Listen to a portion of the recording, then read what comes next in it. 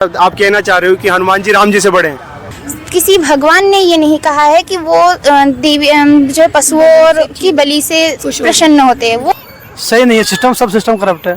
था पहले भगवान थे, लेकिन अब पैसा ही भगवान है। जी हम क्या नहीं देखे हैं, क्या नहीं देखे हैं।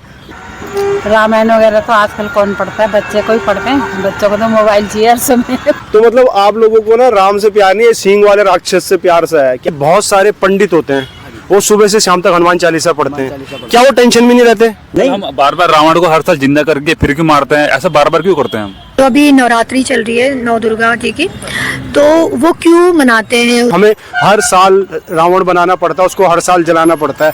हम हर साल रावण को पैदा क्यों कर रहे हैं? मतलब आप रावण को बार बार जिंदा क्यों कर रहे हो हर साल? ये तो गलत बात है ना। हम बार बार रावण को हर साल जिंदा करके फिर क्यों मारते हैं? ऐसा बार बार क्यों करते हैं हम?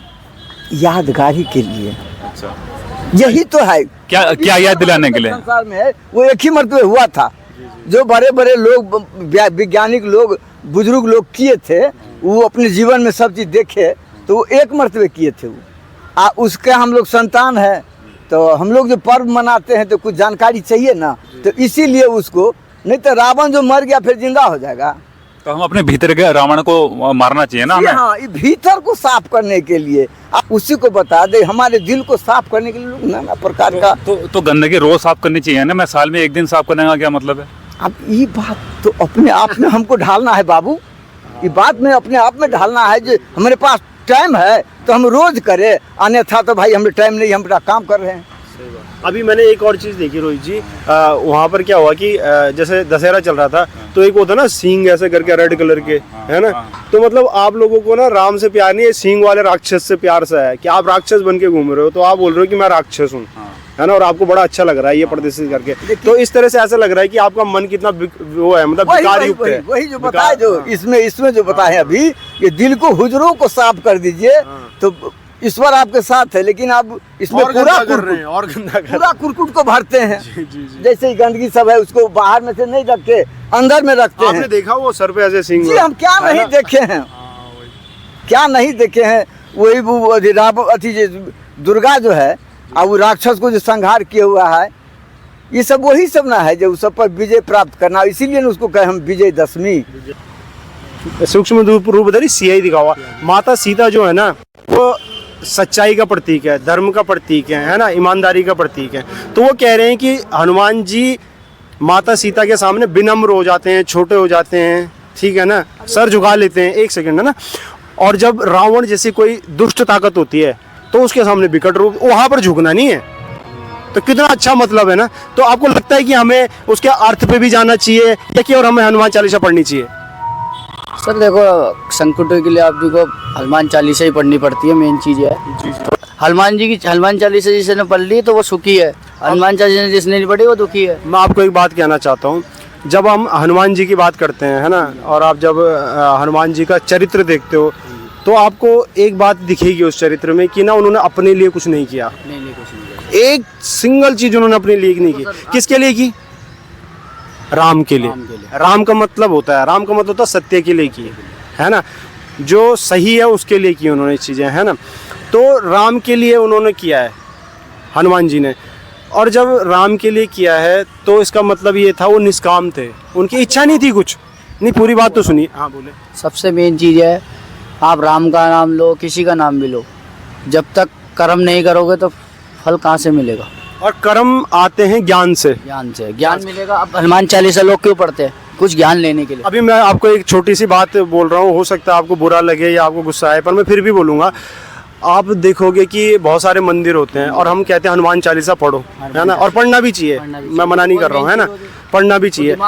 हाँ, अब मुझे एक बात बताइए आप कि बहुत सारे पंडित होते हैं, वो सुबह से शाम तक हनुमान चालीसा पढ़ते हैं, क्या वो टेंशन में नहीं रहते? वो टेंशन में रहते हैं। क्यों रहते हैं? वो तो 24 घंटे हनुमान चालीसा पढ़ रहे हैं। वो इसलिए रहते हैं ना, तो उनको अब बार बार आदमी पढ़ेगा, उस चीज़ से थोड़ा आदमी माइंड भी हो जाता है।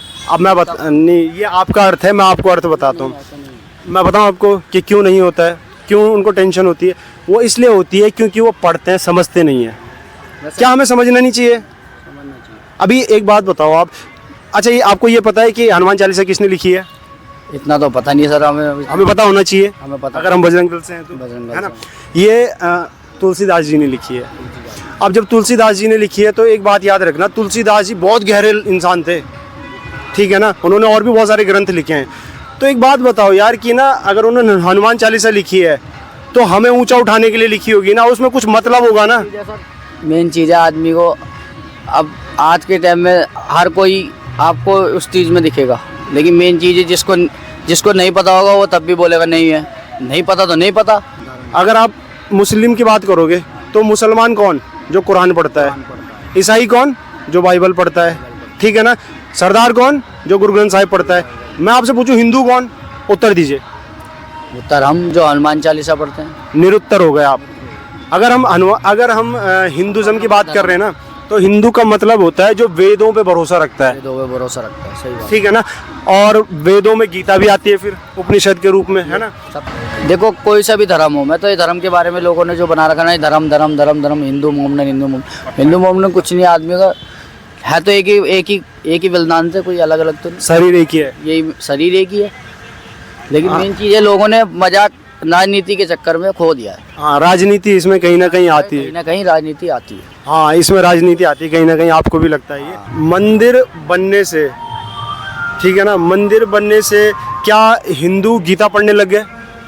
हाँ पढ़ता है वो तो, जय श्री राम लेके गीता पे पढ़ता है बस पूरा दिन, जय श्री राम नाम लेता है। अच्छा ठीक है, में नमस्ते बोलते। आप गीता पढ़ते हो? बोलते जय श्री राम। आप गीता हम नहीं पढ़ते गीता। क्यों नहीं पढ़ते आप? हम इसलिए नहीं पढ़ते, आप तो हिंदू है ना। जय श्री हिंदू राम तो पढ़ते हैं। गीता नहीं, हिंदू का जब संबंध होता है तो गीता का नाम आता है, तो पढ़ना चाहिए ना। वो पढ़ना चाहिए। जैसे कहने का मतलब ये है, हनुमान चालीसा जो नहीं पढ़ पा रहा उसको ध्यान दिखाना पड़ता है, मतलब हाँ ये चीज़ें पता क्या होता है, तभी माना जाता है हर चीज़। कहीं हम कहते हैं कि जो कृष्ण है वो राम के अवतार है ना, और जब हनुमान जी है वो क्या कहते हैं, एक सेकंड, हनुमान जी क्या कहते हैं? जय श्री राम, जय श्री राम है ना। जब तो छोटा मारते हरी जी जय, हाँ तो जय श्री राम कहते हैं ना। तो अगर आप थोड़ा सा गहराई में जाओगे तो आपको पता चलेगा कि हनुमान जी से बढ़कर राम है। क्यों? क्योंकि हनुमान जी के आराध्य राम है ना। तो राम पहले हैं, राम पहले, हनुमान जी अपने आप को पहले लंका फूकते फिर रावण फूकते। हाँ, पर ये है ना कि आप मारता है तीर तो बोलता है जय श्री राम। हाँ तो हनुमान जी का नाम पहले आता है। हनुमान जी, अच्छा आप कहना चाह रहे हो कि हनुमान जी राम जी से बड़े हैं? हनुमान जय श्री राम तो बोलते हैं। हाँ जय श्री राम, जय श्री उनके राम आराध्य हैं वो। जय श्री राम क्यों बोलते हैं? जय श्री राम पता है कि जय श्री राम का मतलब क्या है? बताएं, जो बता रहा आपको क्या लगता है? जय श्री राम इसे बोलते हैं नमस्कार को। अच्छा, जय श्री राम नमस्कार को बोलते हैं आपके। हिंदू कट्टर नहीं होता है, जो कट्टर होता है वो हिंदू नहीं हो सकता।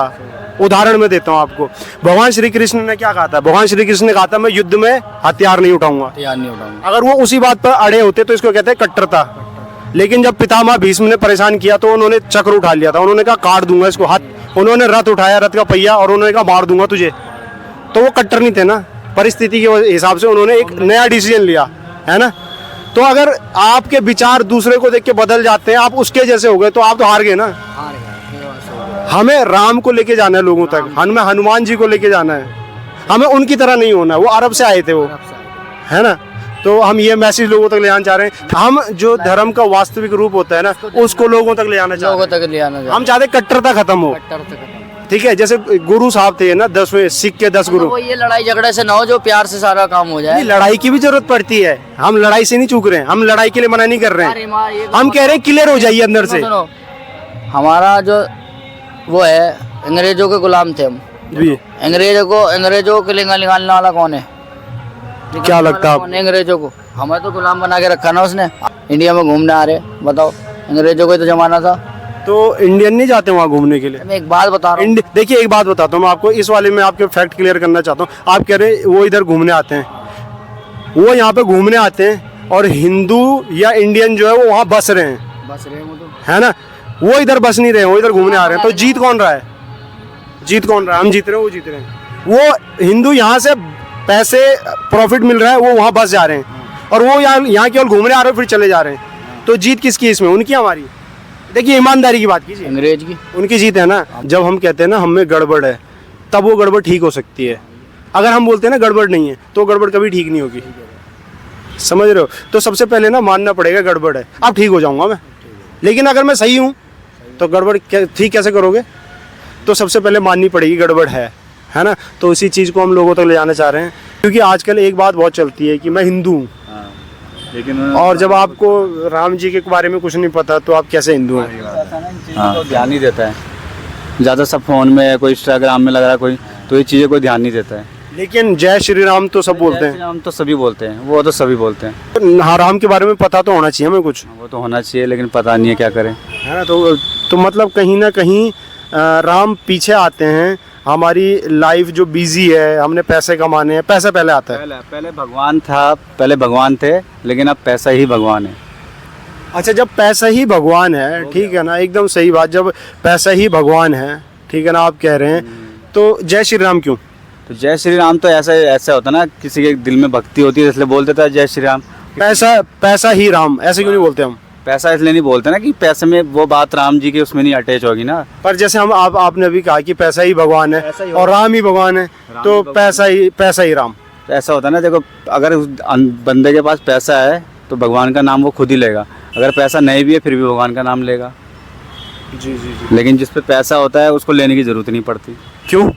बस वही है ना, वो अब जिस पे तो पैसा है वो क्यों बोलेगा कि मेरे को ये चाहिए वो चाहिए। जिस पे पैसा नहीं है वो कहेगा ये प्रभु राम कुछ हमारी नौकरी लग जाए, कहीं से पैसा आ जाए, तब जाके लेता है ना वो भी। और जैसे अभी नवरात्रे चल रहे थे, तो आपको क्या लगता है कि जैसे रावण के पीछे रामचरितमानस है, रामचंद्र जी हैं, पूरा ग्रंथ है, तो इसी तरह से नवरात्रे भी चल रहे हैं। क्या लगता है, क्या मतलब इसकी शुरुआत कहाँ से हुई होगी नवरात्रों की? यार भाई जी ये तो मेरे को नहीं पता। तो मैं थोड़ा सा इसमें बताना चाहता हूँ कि जो नवरात्रे हैं, सबसे पहले क्या हुआ था कि जब जो बहुत ज्ञानी लोग थे उन्होंने प्रकृति को जानने की कोशिश की, तो जब उन्हें पता चला कि सब कुछ मिथ्या है, हम कुछ भी पाते हैं उसके बाद हम कुछ और चाहिए, कुछ और पाते हैं तो कुछ और चाहिए, कुछ और पाते हैं तो कुछ और चाहिए, और हम मर जाते हैं लेकिन ये और का चक्र ख़त्म नहीं होता है ना। तो उनको पता लग गया था कि जो एक्चुअल चीज़ है वो कुछ और ही है, जिसके चक्कर में और कर रहे हैं हम, है ना। तो जब उन्हें सब पता चल गया था तो उन्होंने एक कैलकुलेशन बिड़ाई, ठीक है ना। तो उन्होंने फिर जाना कि ये जो माया है ना, माया, आपने कई मंदिरों में देखा होगा माँ महामाया, है ना। तो उनको फिर पता चला कि माता होती है, महामाया होती है, ठीक है ना।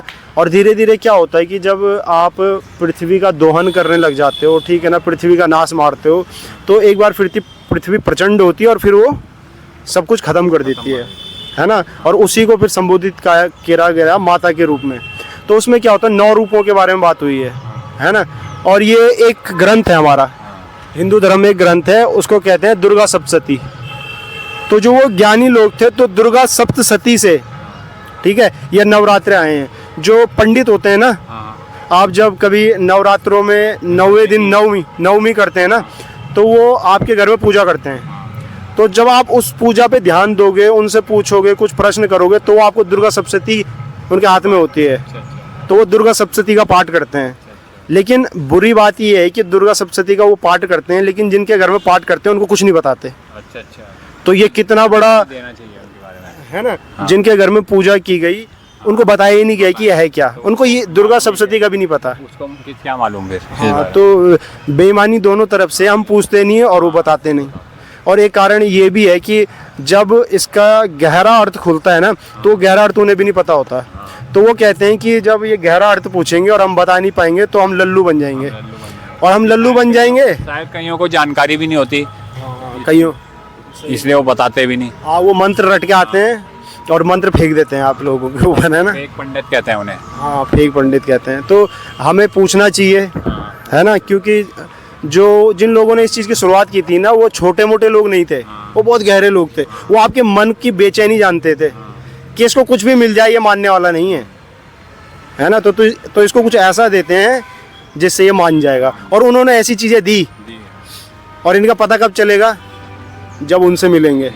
आजकल हम YouTube में ऐसे घटिया लोगों को देखते हैं, आप उन घटिया लोगों से मिलिए, बात कीजिए, आपको पता चलेगा वो बहुत टेंशन में है। अब हम उनको फॉलो कर रहे हैं तो हम भी टेंशन में आ जाते हैं, ठीक है। जब आप शांत लोगों को फॉलो करते हो, शांत लोगों को सुनते हो, तो आप शांत हो जाते हो। तो जैसे इंसान की हम संगत करते हैं, हम पे संगत का असर होता है ना। तो तभी उन्होंने बहुत कोशिश की थी हम तक आने की, और उन्होंने चाहता हर इंसान शांत हो जाए। और इसमें मैं आपको एक उदाहरण दूंगा, आप कनेक्ट कर पाओगे। आपने देखा होगा जब कोई एक परेशान आदमी होता है, वो कहता है कि यार ये दुनिया कल की ख़त्म हुई, आज हो जाए। तो जो परेशान होता है ना, वो चाहता है सब परेशान हो, उसी तरह से क्या होता है जो बहुत प्रसन्न होता है या फिर शांत होता है। लोग उसके खुशी से इतना वो नहीं होते जितना दुख से खुश होते हैं लोग। हाँ, ये तो एक जमीनी वो बात है। पर जो मैं आपको गहरी बात बता रहा हूँ वो ये है कि ऐसा होता है ना कि मैंने जो आपने सुना होगा कि लोग कहते हैं कि दुनिया कल की खत्म होती आज हो जाए, आज हो जाए। हाँ, है ना। यानी वो इतना दुखी है, वो कह रहा है मैं तो खत्म हो रहा हूँ, इससे पहले दुनिया खत्म हो जाए। उसी तरह से क्या होता है वो दूसरा पक्ष हमें पता नहीं, क्यों? क्योंकि इस तरह के लोगों में हम रहे नहीं हैं। वो कहते हैं मैं इतना खुश हूँ तो सब खुश होने चाहिए, है ना। तो ऐसा भी होता है। तो ये वो लोग हैं जो चाहते हैं कि मैं खुश हूँ ना तो सब खुश हो, और हम लोगों को उन लोगों की तरफ ले जाना चाहते हैं। और हमारे चैनल का नाम है डर से मुक्ति, हमारे चैनल का नाम है। तो जब हमारे अंदर से डर खत्म हो जाता है ना तो हम मुक्त हो जाते हैं, हम खुश हो जाते हैं, प्रसन्न हो जाते हैं। तो हम उन ग्रंथों के पास, उन लोगों के पास लोगों को ले जाना चाहते हैं, और यही हमारा उद्देश्य है। हमें हर साल रावण बनाना पड़ता है, उसको हर साल जलाना पड़ता है। हम हर साल रावण को पैदा क्यों कर रहे हैं? भाई रावण पैदा करने वाले अपने लोग हैं ना। हाँ, ये अपने कुछ लोग ऐसे हैं कि मतलब सही नहीं है सिस्टम, सब सिस्टम करप्ट है। जैसे भाई तुम देख लो आज के टाइम में देख लो कितने रेप हो रहे हैं, मानोगे नहीं? तो आप कहना चाहते हो कि ये जो रेप कर रहे हैं ये सारे रावण के प्रतीक हैं? नहीं नहीं, मतलब उनमें से ही हैं। गलत सोच है, सही सोच वाले लोग आजकल नहीं कहाँ, कलयुग चल रहा भाई। हाँ, वही मैं कह रहा हूँ कि रावण भी एक गलत इंसान था, उसने भी माता सीता को उठा के ले गया था। तो कहीं ना कहीं इशारा मिल रहा है कि ये भी गलत लोग हैं, है ना। तो ये रावण का प्रतीक है। हाँ भाई, कुछ ऐसा कहना चाह रहे हो आप? गलत लोग रावण का प्रतीक है, सीधी सी बात है, कोई भी हो, है ना। और हमारे अंदर कुछ बुराई होती है ना। वो बुराई का हमेशा अंदर से विरोध आ रहा होता है कि ये मत करो, है ना। कई बार भाई हर साल रावण का अंत नहीं तो करा जा रहा है कि लोग मतलब समझें। वो एक लेसन तो है ही कि लोग समझें कि बुराई का अंत होना ही होना है, बुराई का अंत निश्चिंत है। तो अभी नवरात्रि चल रही है नौ दुर्गा जी की, तो वो क्यों मनाते हैं? उसका क्या एक कोई रीज़न है, कोई लॉजिक है उसके पीछे? आप उसके बारे में कुछ मुझे बताओगे प्लीज़? हाँ जी, माता रानी की ये 9 दिन नवरात्रि के पीछे एक बहुत अच्छी लॉजिकल बात भी है और एक पौराणिक कथा भी है। उसके अनुसार मतलब 9 दिन देवी माँ के 9 अलग अलग स्वरूपों की आराधना करते हैं हम। इन 9 देवियों के स्वरूपों से हमें अपने अंदर की देवी शक्ति के बारे में भी पता चलता है। माता रानी के 9 दिनों में जितनी भी 9 देवियों की आराधना हम करते हैं वो हमारे अंदर की जो 9 देवियां हैं, हमारे अंदर अपने हर एक स्त्री में 9 देवी का स्वरूप होता है, उसके बारे में भी हम जानते हैं। अपने अंदर की जो शक्तियाँ हैं, देवी शक्तियाँ हैं, उसको जागृत भी करना भी आवश्यक होता है। मतलब एक तरह से हम ये कह सकते हैं कि 9 देवी का मतलब ये नहीं है कि जो है 9 दिन नवरात्रि है, पूजा किया, ये क्या, वो ख़त्म करने के लिए नहीं। वो 9 दिन इसलिए पूजा करा जाता है, याद दिलाने के लिए कि हमारे अंदर भी कुछ शक्तियाँ हैं जिन्हें हमें अपने अंदर की शक्तियों को याद करना चाहिए। और आप इससे क्या समझते हो जो नौ दुर्गा जी पशुओं को, राक्षसों को जिन्होंने वध किया, उसका क्या सिंबल है, इसका क्या मतलब है? देखिए, माता रानी ने अपने स्वरूप अलग अलग स्वरूपों से अलग अलग राक्षसों का वध किया था। उन्होंने महिषासुर, शुंभ निशुंभ और अन्य दैत्यों का भी वध किया था। तो उनका ये मानना था कि वो असुरों को नष्ट करके जो है उन अपने भक्तजनों का उनका उद्धार करना चाहती थी। लेकिन साथ ही साथ उनकी इस असुरी शक्ति को नष्ट करने के साथ साथ उन्होंने एक बात और सिखाई है कि हमें अपने अंदर की भी असुरी शक्ति को नष्ट करना होगा। जी बिल्कुल। जो ये दुर्गा जी के मतलब उनको बलि देते हैं, पशुओं की बलि, मासूम जानवरों की बलि हम देते हैं, ये बिल्कुल कहाँ तक सही है और क्यों नहीं देना चाहिए? क्या इस बलि का क्या अर्थ है? देखिए, पहली बात तो बहुत लोग इसे जो है श्रद्धा और भक्ति भाव से जोड़ते हैं, पर हमारे जो पूर्वज करते आ रहे बस बिना जाने और परंपरा चली आ रही उसी को करते जा रहे हैं। किसी भी वेद पुराण या फिर साहित्य में ये नहीं लिखा है कि आप पशुओं की बलि दो, उससे देवी, यहाँ तक कि किसी भगवान ने ये नहीं कहा है कि वो देवी जो पशुओं की बलि से प्रसन्न होते हैं। वो कुछ नहीं मायने रखता, वो अलग अपनी भावनाओं को जोड़ देते हैं अपने ईश्वर के साथ में। तो ये गलत है, मेरे हिसाब से तो गलत है। तो पशु मारने का या वध करने का क्या अर्थ हुआ यहाँ पे? यहाँ पे पशुओं को मारने का और उसको दूर मतलब उनको मारने का अपने अंदर की जो है पशुओं का मारने का अर्थ है। मतलब एक अपने अंदर जो राक्षस है, जो हमारे उसको दूर करने का है। Thank you so much. क्या मतलब होगा हर बार, मतलब हर साल क्यों जलाएं इसको, हर साल क्यों जलाना पड़ता हमको, क्या लगता है आपको इसमें? ये तो एक हुआ है फेस्टिवल है तो ये तो होता ही मनाते ही है। नहीं तो क्यों मनाना पड़ता है, क्या मतलब एक बार, मतलब आप रावण को बार बार जिंदा क्यों कर रहे हो हर साल, ये तो गलत बात है ना। अब ये तो नीचे पूछो जो बना रहे जो जला रहे। देखिए एक बहुत बड़ा राक्षस है, ठीक है ना, और हम कह रहे हैं तू फिर से जीवित हो जा, है ना, तो हम उसको बार बार जीवित कर रहे हैं और फिर जला रहे हैं, तो ये कुछ कहीं इशारा तो करता होगा, कहीं जब हमारे ग्रंथों से आती हैं चीज़ें तो कुछ तो मतलब होगा इसका। कुछ तो यही मतलब है ना कि वो जो आगे पीढ़ी जा रही है वो उनको याद रहे कि हमारे पीछे क्या हुआ था। और यहाँ पे तो केवल रावण को जला रहे हैं, उसमें तो बहुत सारे चरित्र हैं, यहाँ पर सीता को नहीं दिखा रहे हैं, माता सीता को नहीं दिखा रहे हैं, हनुमान जी को नहीं दिखा रहे हैं, केवल रावण को ही दिखा रहे हैं, है ना। तो जब याद दिलाना ही तो सबकी याद दिलानी चाहिए ना, इस पे क्या कहेंगे आप? अब ये तो वही लोग जाने, क्योंकि ये तो ये कि बच्चों के लिए मनोरंजन हो जाते हैं, देखने के लिए छोटे बच्चों के लिए आ रहे हैं, एक मेले में देख रहे हैं। मैम कहीं ना कहीं आपको ये नहीं लगता कि हर इंसान के अंदर बुराई होती है और अच्छाई भी होती है? तो जैसे ये रावण है तो ये बुराई का प्रतीक है, तो हमारे अंदर भी बुराइयां होती हैं जो अक्सर हमारे ऊपर हावी हो जाती हैं, तो वो हमेशा हमसे जीतती रहती हैं, है ना, तो हम फिर से उसको हराने की कोशिश करते हैं, वो फिर जीत जाती है और हम जीवन पर्यंत, मतलब जीवन पूरा ख़त्म हो जाता है और हम उससे लड़ते रहते हैं, है ना। तो आपको थोड़ा लगता नहीं है कि वो थोड़ा इस तरफ इशारा कर रहे थे कि हमारे अंदर भी एक बुराई है रावण की तरह, ठीक है, और हमें उससे लड़ना है, कुछ लगता है? हाँ वही है कि अच्छाई पे बुराई का नाश हो रहा है, ये और कुछ नहीं। बच्चों को चल रहा है पता कि हाँ अच्छाई पे बुराई का नाश हो रहा है, तो अच्छी बात है। क्योंकि वो जो लोग थे जिन्होंने ये परंपराएं चलाई होंगी वो बहुत गहरे लोग थे, है ना, वो बहुत ही दिमाग वाले लोग थे, वो समझते थे चीज़ों को, तो कुछ गहरे मतलब ही छोड़ना चाह रहे होंगे वो, क्योंकि वो हमारा जीवन बदलना चाहते थे, है ना। रामायण वगैरह तो आजकल कौन पढ़ता है, बच्चे को ही पढ़ते हैं। बच्चों को तो मोबाइल चाहिए हर समय कुछ न कुछ देखने के लिए।